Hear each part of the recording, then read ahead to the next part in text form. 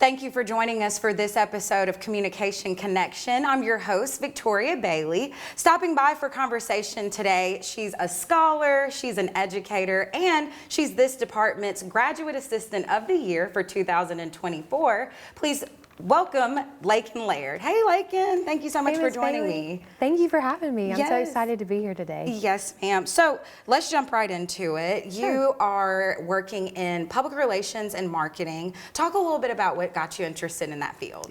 So the saying "mom knows best" is true in my life because I knew about marketing and business because my parents both graduated from business here, but I never knew about public relations growing up, but my mom knew.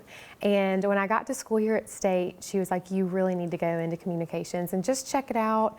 PR would probably be a great fit for you because I love to talk. So I did that. After COVID, I was stuck in a major that I just wasn't really happy with, and so I was like, okay, I'm gonna give this a shot like mom said. So I got into public relations that way, and I've been here ever since. Yes, so speaking of being here, we are at Mississippi State University right now. Talk a little bit about why you chose Mississippi State. Why was that program the best fit for you? Sure, so I really didn't have any other options. Mississippi State, I've been going to football games since I was 2 years old. My parents met here, so I was born into the fan base, and this has always just been an extension of home for me. So I knew without a doubt I did not apply to any other colleges. I just applied to Mississippi State. So my heart was set here, and that's kind of how I ended up here. And so what about your early time at Mississippi State? So we know Laken, the professional, the educator now. What was Laken like as an undergrad? I feel like I was a lot more busier as an undergrad. It took me until my sophomore year to declare a major, but once I dipped my feet into communication, I went in head first. So I did a lot of my classes. I did Prism 1 and 2. Okay. So I bypassed PR orgs and got to work with the Magnolia Independent Film Festival with Mr. Chris Mission. So that was really fun. We got to meet a lot of actors and actresses from all over the world because we got to be a part of the Film Fest in February of my senior year. I got to go to the Public Relations Association of Mississippi conference, and I got to network with a bunch of professionals, and thanks to Dr. Ford's help, I was named the runner-up to PR Student of the Year. So that was really exciting. I was involved in PR SSA, PRAM, SPRF, all the associations. So Mississippi State really set me up for success in that. I also did extracurriculars. I was a part of a service organization where we volunteered around Starkville called Hands and Feet, and I was also involved in Greek life with the Chi Omega fraternity, so I had fun. Yes, oh my goodness.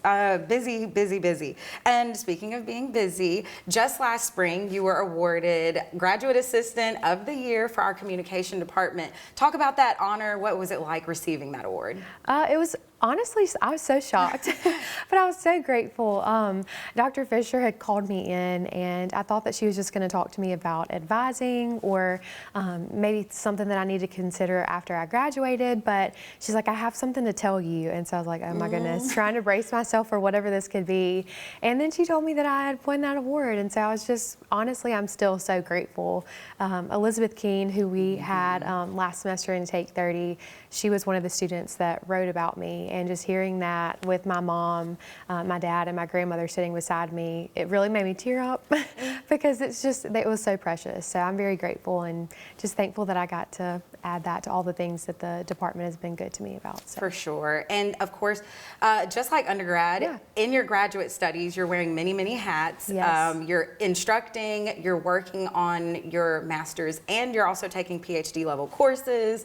Talk a little bit about how you balance all of that work and still kind of have a life after. Absolutely. So I try to, if I can, on the weekends to go ahead and get ahead of the curve and do any assignments that I know about beforehand then so that I'm not as stressed going into the week.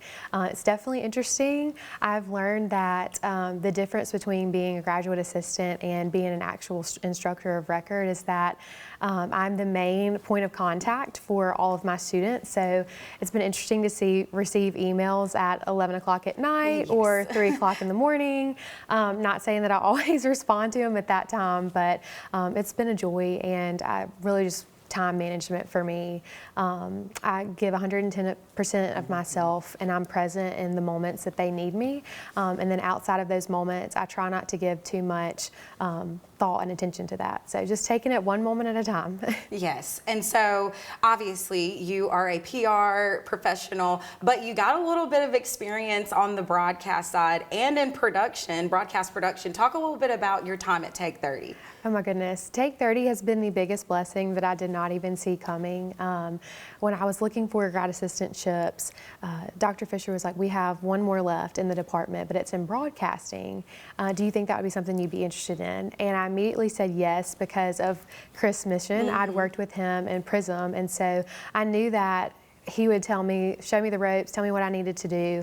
And so anyways, I came in my first semester, and you were my instructor, and you know how I was. I told y'all up front, I was like, okay, I have a PR background. I'm not used to broadcasting, but I'm willing to get my hands dirty and learn, which is what y'all needed. So over the first semester, I grew a lot. My confidence in the language of broadcasting really improved. And then my spring semester with Marcus as the instructor, it was interesting because I feel like I kind of got to take charge more so. So I got to work camera one. I got to help prepare our weather people when they came in. And then this semester, I feel like in some ways I'm coasting. I'm just getting to enjoy it instead of trying to navigate the roles and not really necessarily the stress, because I feel like it's not stressful, but just trying to find my place. But I've thoroughly loved Take 30. Oh yeah, me too. And then so talk a little bit about how that experience may carry over into after graduation and into your professional PR career. Absolutely. So in public relations, we really try to emphasize a great working relationship between broadcasting and PR because we want to be good stewards of your time. And we know that there's a 24/7 news cycle. And so if we have an event coming up or say that there's a product that we're wanting to promote, we really want to make sure that we fit that into y'all's schedule and that we make media and press kits that are already in AP style, that have a VO site, all of those components that go into creating a package for broadcasting. That has really helped me on the PR side because I know now, okay, maybe I don't need to say something in this way. I need to lower the language and not use technical terms and just use it to where anybody that's watching in the audience understands what we're talking about, and so that y'all don't have to go back and change anything up. It makes your life easier and our life easier. So absolutely. Yes. So you're getting ready to graduate soon. Congratulations. Thank you. Talk a little bit about your plans after graduation. What can we expect? Oh goodness. So in spring semester, I took a strategic brand management class with Dr. Mike Brazil, and he talked me into getting my Ph.D. in marketing. He's the coordinator in the College of Business, and so when I graduate, I will officially start in January getting my Ph.D. in marketing. Yay, congratulations. Thank a you. lot more work for you, but that's exciting to start on that. So now, anyone, broadcast, PR, marketing, looking to follow in your footsteps, what advice could you give them? I would just say to give communications a shot because I was a little bit leery of it. I feel like it doesn't get as much publicity as maybe marketing or business administration, but don't overlook it. And when you do give it a shot and you're in those classes, give your best effort, no matter who's teaching it, no matter what subject it is. You'll be challenged and you'll also be encouraged. And I would really just tell people to invest in their classes, invest in their professors, because I would not be here today without so many wonderful professors, including you in the communication department. And really just say yes to all the opportunities that come for you, because you never know where that will lead you. Exactly. And so as a professional, you have this experience now, you're getting ready to cross the stage and apply the experience. Talk about now your thoughts about communication. How prevalent is it in just almost every field of work?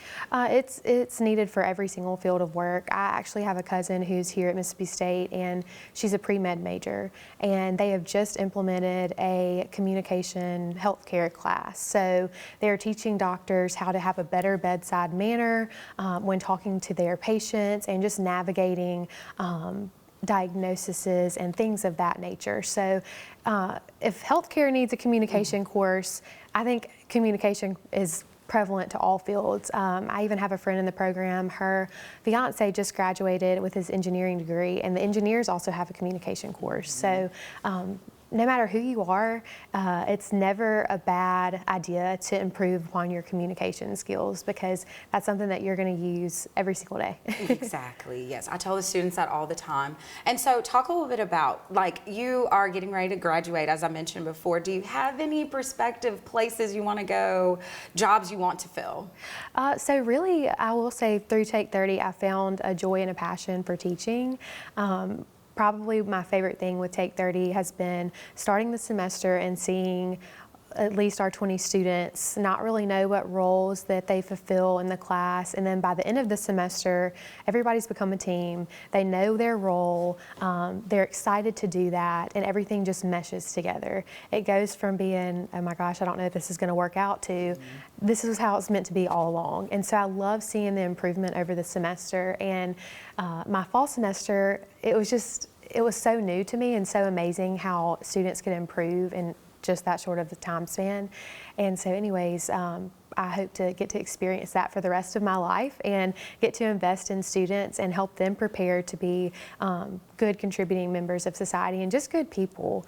And so, yeah, that's what I'm looking most forward to. I don't know, I love Mississippi State, so it's going to be hard to find a college campus that holds my heart like this one does, but I'm excited to invest in the upcoming generations for sure. Perfect. And then, so second to last question, and you kind of touched on it just now, our newscast, our Take 30 students just won Best of Show for the Associated Collegiate Press Conference. And so you just talked about it, like getting the rewards back after seeing the students kind of spin their wheels and figure out who they are. Talk a little bit about how you receive awards, but that reward is probably just as rewarding. Absolutely. So honestly, I think it's more fun for me to see them win the awards. Elizabeth Keene, I watch her, I follow her lives on Facebook. She just got promoted to the 5 p.m. anchor, I believe, and she's going to be doing sports every single day. And so sports was her favorite thing to do in the spring semester. So now I'm like, oh my gosh, you're living your dream.